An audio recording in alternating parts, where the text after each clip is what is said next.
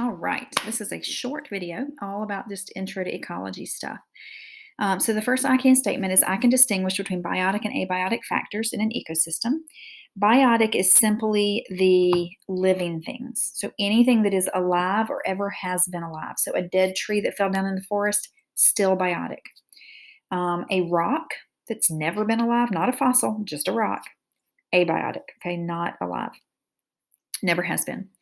I can give an example of an interaction between two biotic factors. Competition. So a lion and a hyena fighting over a zebra. You and your brother fighting over some Cheetos. I mean, any kind of competition. Um, Parasitism. So a tick living on a dog. Mutualism. Sea anemone and Nemo's parents that lived together and helped each other out. I mean, there's all kinds of examples. Predation, so the lion eating the zebra. Okay, all those are interactions. And there's plants too. I mean, a cow eating grass, that's an interaction between two biotic factors. And then I can give an example of an interaction between a biotic and an abiotic factor.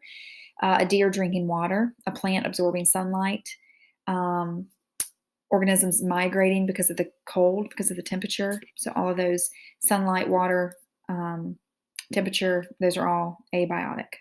The deer, the plant, the birds migrating, those are all biotic. I can explain where energy enters an ecosystem. Energy always enters the ecosystem at the base, at the producer level. And so when we look, I don't even know where that is in here. Maybe I don't have it in here. But anyway, there's always a producer at the base of the food chain. And we'll talk about that more in the next video.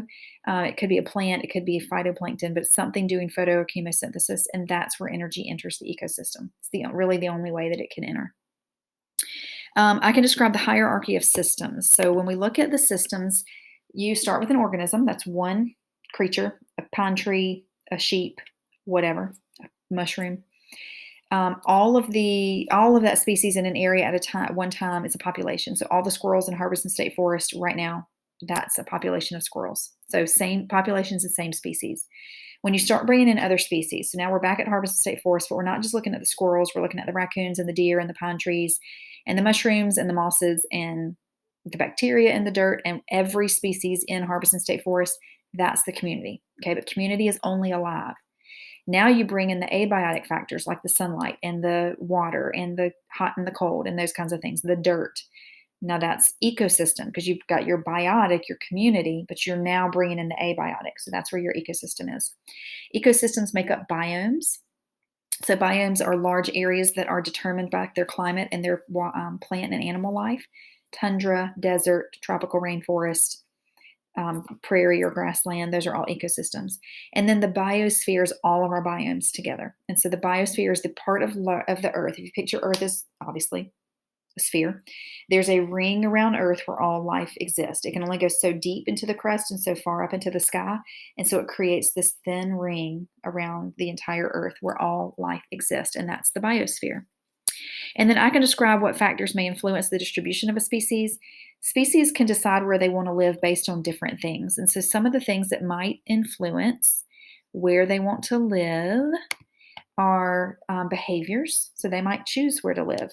The amount of competition, or if there's a predator around, they might choose to be away from that. Or if there's a mutualistic relationship, they might move towards that.